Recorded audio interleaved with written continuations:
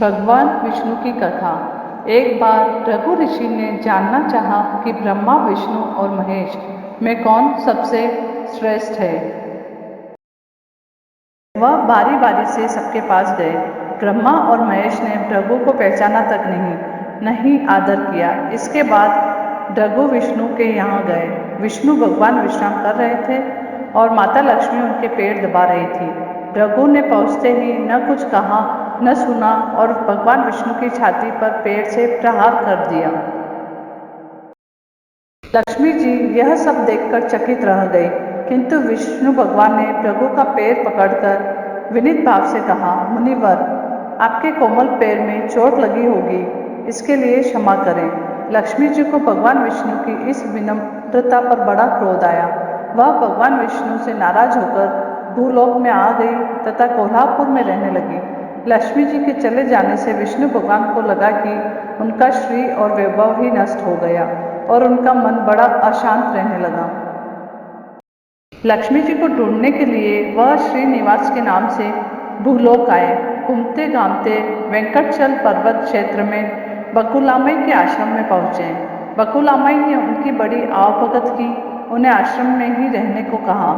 एक दिन जंगल में एक मतवाला हाथी आ गया। आश्रमवासी डरकर इधर उधर भागने लगे। श्रीनिवास ने यह देखा तो धनुष बाण लेकर हाथी का पीछा किया। हाथी डरकर भागा और घने जंगल में अदृश्य हो गया। श्रीनिवास उसका पीछा करते करते थक गए। वह एक सरोवर के किनारे वृक्ष की छाया में लेट गए और उन्हें हल्की सी झपकी आ गई। थोड़ी देर में शोर सुनकर वह जागे तो देखा कि 4-6 युवतियां उन्हें घेरे खड़ी हैं। श्रीनिवास को जागा हुआ देखकर वे डपट कर बोली, यह हमारी राजकुमारी पद्मावती का सुरक्षित उपवन है और यहाँ पुरुषों का आना मना है।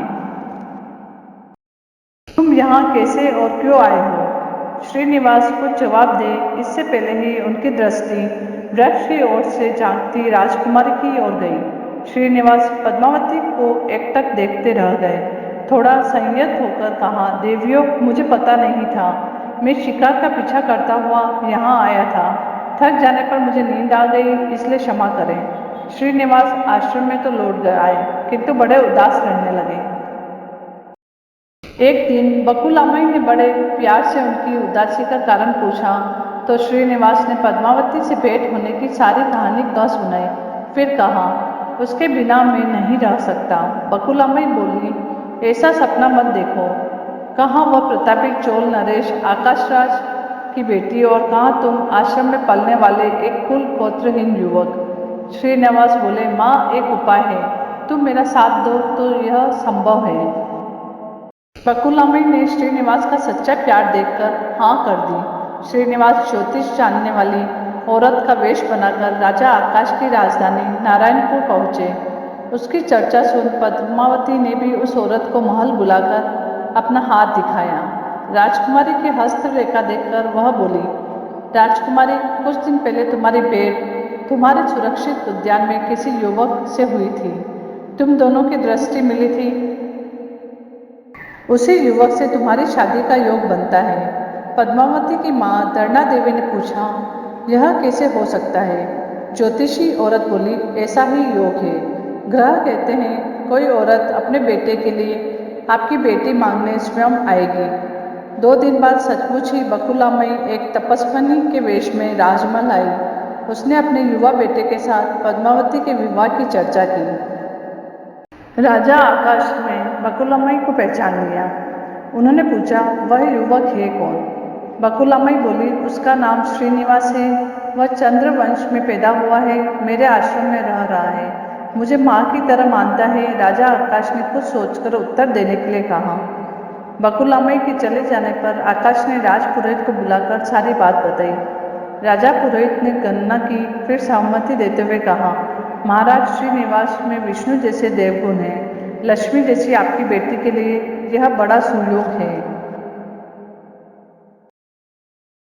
राजा आकाश ने तुरंत बकुलामई के यहाँ अपनी स्वीकृति के साथ विवाह की लग्न पत्रिका भेज दी। बकुलामई ने सुना तो वह चिंतित हो उठी। श्रीनिवास से बोली, बेटा, अब तक तो विवाह की ही चिंता थी, अब पैसे न होने की चिंता है। मैं वराह स्वामी के पास जाती हूँ, उनसे पूछती हूँ कि क्या किया जाए। बकुलाम्मा श्रीनिवास को लेकर वराह स्वामी के पास गई और श्रीनिवास के विवाह के लिए धन की समस्या बताई। वराह स्वामी ने 8 दिक्पालों इंद्र, कुबेर, ब्रह्मा, शंकर आदि देवताओं को अपने आश्रम में बुलवाया और फिर श्रीनिवास को बुलाकर कहा, तुम स्वयं इन्हें अपनी समस्या बताओ। श्रीनिवास ने देवताओं से कहा, मैं चोल नरेश राजा आकाश की बेटी पद्मावती से विवाह करना चाहता हूँ। मेरी हैसियत राजा के अनुरूप नहीं है, मेरे पास धन नहीं है, मैं क्या करूँ। इंद्र ने कुबेर से कहा, कुबेर, इस काम के लिए तुम श्रीनिवास को ऋण दे दो। कुबेर ने कहा, ऋण तो दे दूंगा, पर उसे यह वापस कब और कैसे करेंगे, इसका निर्णय होना चाहिए। श्रीनिवास बोले, इसकी चिंता मत कीजिए, कलयुग के अंत तक मैं सब ऋण चुका दूंगा। कुबेर ने स्वीकार कर लिया। सब देवताओं के साक्षी में श्रीनिवास के ऋण पत्र लिख दिया। उस धन से श्रीनिवास और पद्मावती का विवाह बड़ी धूमधाम से हुआ। भी नारद ने कोल्हापुर जाकर लक्ष्मी को बताया, विष्णु ने श्रीनिवास के रूप में पद्मावती से विवाह कर लिया। दोनों वेंकटाचलम पर्वत पर रह रहे हैं। यह सुनकर लक्ष्मी जी को बड़ा दुख हुआ। वह सीधे वेंकटाचलम पहुंची। विष्णु जी की सेवा में लगी पद्मावती को भला बुरा कहने लगे। श्रीनिवास विष्णु रूप मेरे पति हैं, तूने इनके साथ विवाह क्यों किया। दोनों ने वाक्युद्ध होने लगा तो श्रीनिवास को बड़ा दुख हुआ। वे पीछे हटे और पत्थर की मूर्ति के रूप में बदल गए। जब दोनों देवियों ने यह देखा तो उन्हें बड़ा दुख हुआ कि श्रीनिवास तो आप किसी के न रहे। इतने में शीला विग्रह से आवाज आई, देवियों, मैं इस स्थान पर वेंकटेश्वर स्वामी के नाम से अपने भक्तों का अभ्यास पूरा करता रहूँगा। उनसे प्राप्त चढ़ावे के धन द्वारा कुबेर के कर्ज का ब्याज चुकाता रहूँगा। इसलिए तुम दोनों मेरे लिए आपस में झगड़ा मत करो। यह वाणी सुनते ही लक्ष्मी जी और पद्मावती दोनों ने सिर झुका लिया। लक्ष्मी कोल्हापुर आकर महालक्ष्मी के रूप में प्रतिष्ठित हो गई और पद्मावती तिरुनाचूर में शिला विग्रह हो गई। आज भी तिरुपति क्षेत्र में तिरुमला पहाड़ी पर भगवान वेंकटेश्वर स्वामी के दर्शन हेतु भक्तगणों से इसी भाव से शुल्क लिया जाता है। उनकी पूजा पुष्प, मिष्टान आदि से न होकर धन द्रव्य से होती है। इसी धन से भगवान श्री कृष्ण वेंकटेश्वर स्वामी कुबेर का कर्ज चुका रहे हैं।